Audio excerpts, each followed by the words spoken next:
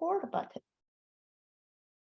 Our first speaker today is our relatively new member, that is Sarah Grau, and she is going to deliver her icebreaker speech, the first speech ever in her Toastmaster journey. The title is Exception to the Rule. For this speech, Sarah will explain how a minor tweak in how you see yourself in the world can put you in control. And now please join me to welcome Sarah with her speech, Exception to the Rule. Thank you, Madam Toastmaster. Exception to the rule. I discovered my superpower in kindergarten. It was the first week of school and I was 5 years old. The teacher went from student to student to help us fill out a demographic survey since we couldn't read or write yet. There were 5 boxes you could check and you were only allowed to choose one: white, Black, Native American, with a space to write your affiliated tribe, Asian, or other. The teacher took a quick glance at me and was about to check white when I said, "No, my dad's Mexican." She said there wasn't a space to put Mexican. I tried to be helpful and I told her that my grandmother says that the Native Americans are our northern cousins. She said that without a tribe to write in the blank, I could not check that box. Something you should know about me is that I'm mixed, Mexican and white. My paternal grandmother's parents fled Pancho Villa's revolution to come to Los Angeles right around the time of World War I. But my dad's paternal family had already been in California for generations. We were there when California became part of the US. My dad is very darkly tan, and at that time, he had raven black hair and a very stereotypically Mexican thick black mustache. My mom, on the other hand, has fire engine red hair, green eyes, and freckled skin that sunburns in the shade. My teacher had met both my parents, so she tried to get me to agree to check white because my mom was white, and that just felt wrong to me. It felt like she wanted me to erase my dad. I told her, "I guess I'm other." I know for a fact that there were other Mexican kids in that class, but I was the only one who insisted that they weren't okay with checking the white box.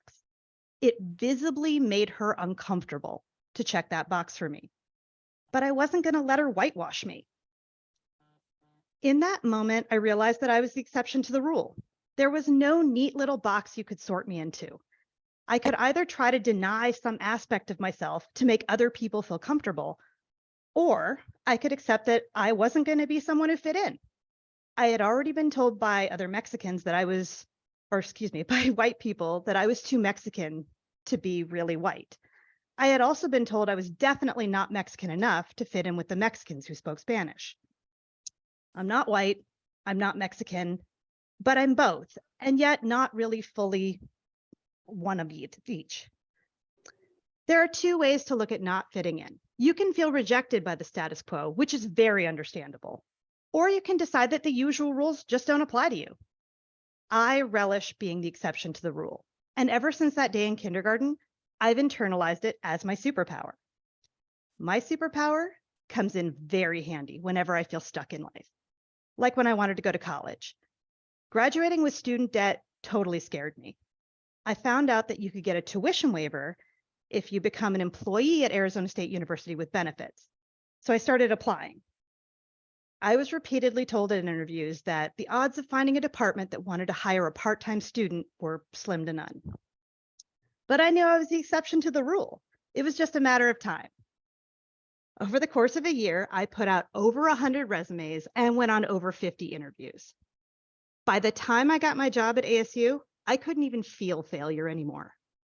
By believing in my superpower and working hard, my husband and I graduated almost debt-free. My superpower helped me heal my body. A few years ago, after having 3 babies, I had horrific back pain from a 4-finger width split in my abdominal wall called a diastasis recti. They're very common, but mine was severe. After seeing multiple doctors who told me that it was almost impossible to fix without surgery, which my insurance was not going to cover, by the way, I embarked on a 3-year journey to close that gap with exercise.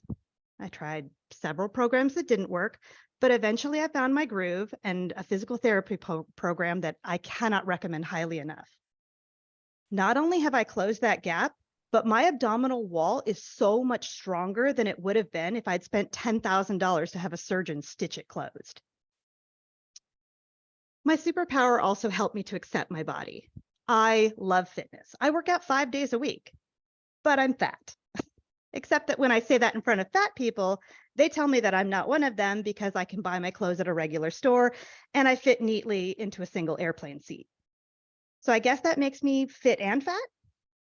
I'm a living example of excellent blood pressure and perfect cholesterol in a pair of plus size pants. My superpower made me unafraid to blaze new trails within my family. No one in my family had ever left the Catholic Church. No problem. I decided to be the first. I'm the exception to the rule. I also waited to have kids until I was 28. All my other siblings with children had their first at age 18.